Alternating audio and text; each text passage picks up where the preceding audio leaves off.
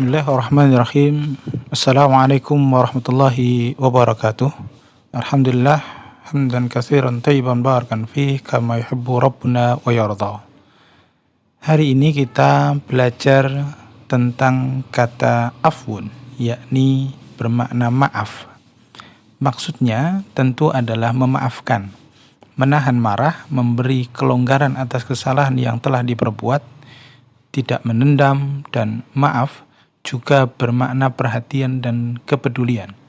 Jadi siapa yang tidak memaafkan berarti pula tidak memberi perhatian dan kepedulian. Memaafkan sangat dianjurkan dalam Islam. Allah sampaikan khudhil afwa wa'mur bil ma'ruf wa'rid 'anil jahilin. Maka berikanlah maaf, perintahkanlah kepada yang ma'ruf dan jauhilah kebodohan. Ayat ini juga mengajarkan kepada kita bahwa memaafkan adalah tindakan yang ma'ruf dan memaafkan juga bagian dari meninggalkan kebodohan, yakni untuk tidak memperhatikan. Maka memaafkan adalah bentuk kepedulian dan perhatian kita pada saudara kita yang mungkin pernah melakukan kesalahan. Kenapa harus memaafkan? Sebab idealnya seorang muslim harusnya ada pada posisi benar dan baik, yang jika menghadapi suatu masalah atau kekeliruan, maka mudah memaafkan dan memberikan kepedulian. Sebaliknya, tidak layak seorang muslim berakhlak tidak baik atau tidak benar, sehingga dia harus meminta maaf. Namun jika kita sebagai seorang muslim pernah melakukan kesalahan, sudah sewajarnya dan adalah kewajiban untuk meminta maaf. Itulah kata al-afwu sebagai akhlak yang kita pelajari hari ini. Tidak ada ruginya meminta maaf atau memberi maaf. Pada yang meminta maaf tentu ini adalah kewajiban untuk mengakui kesalahan, menghapus kesalahan, menyambung silaturahmi, dan akhirnya mengganti keburukan dengan kebaikan. Yakni yang awalnya kita berbuat salah, kemudian kita meminta maaf. Dan meminta maaf itu adalah kebaikan. Pada yang memberi maaf, memaafkan adalah tindakan terbaik. Sebab itu dibutuhkan bagi jiwa yang lapang, jiwa yang kadang-kadang selalu gelisah melihat kesalahan, harus dilapangkan dengan memaafkan. Memaafkan adalah bentuk kemuliaan, bukan kerendahan. Karena itu memaafkan bukan menyerah, tapi memaafkan adalah memberikan peluang orang lain untuk berbuat lebih baik.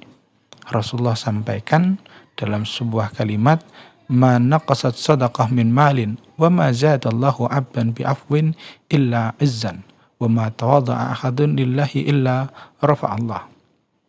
Rasulullah sampaikan, sedekah itu tidak akan mengurangi harta.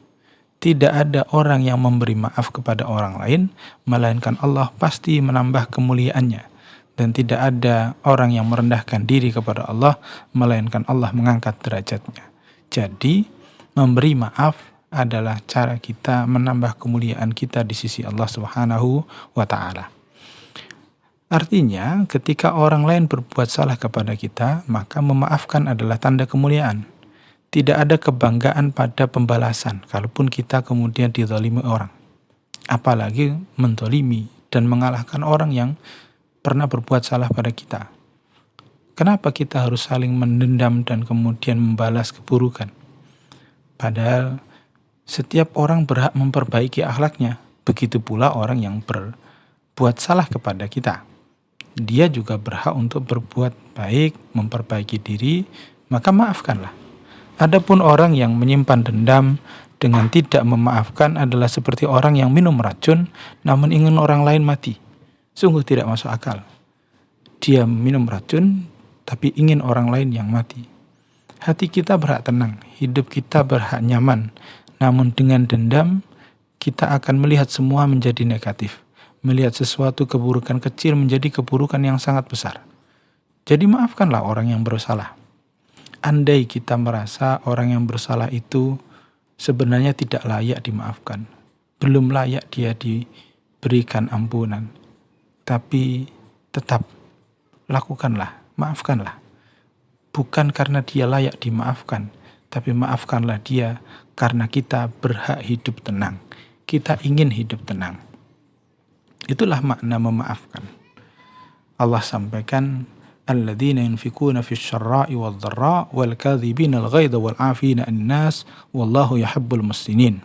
Maka adalah mereka yang menginfakkan harta mereka baik dalam keadaan sempit maupun lapang, kemudian mampu menahan marah dan akhirnya memaafkan manusia, dan sesungguhnya Allah mencintai orang-orang yang berbuat ihsan. Karenanya menahan marah, memaafkan dan berbuat ihsan adalah akhlak yang dicintai Allah. Tahanlah marah bagimu surga. Itulah ungkapan Rasulullah. La taghdab walakal jannah. Karena itu menahan marah perlu kita lakukan. Tapi menahan marah tentu dengan tidak menyimpan dendam. Artinya menahan marah kemudian memaafkan. Tapi kalau menahan marah tapi dendam tentu bukan hal yang baik juga. Justru malah memperburuk hati kita, memperburuk suasana batin kita. Dan di bulan Ramadan ini adalah bulan puasa. Puasa melatih kita kesabaran, melatih kita juga untuk berlapang dada. Maka tepat kalau kita kemudian juga di bulan Ramadan ini melatih hati kita untuk memberikan maaf pada orang-orang yang pernah berbuat salah pada kita. Mungkin teman kita, mungkin keluarga kita, mungkin kerabat kita. Kalaupun ada yang pernah berbuat salah, maafkan mereka. Latih diri kita untuk memaafkan. Bahkan dan tentu atas kesalahan kita pun kita ingin dimaafkan. Jadi kalau kita bertanya, kenapa saya harus memaafkan dia? Maka kita sampaikan, bukankah kita kalau berbuat salah juga ingin dimaafkan? Maka maafkanlah orang lain. Dan ada pertanyaan menarik yang kemudian dijawab Rasulullah tentang maaf. Aisyah pernah bertanya kepada Rasulullah.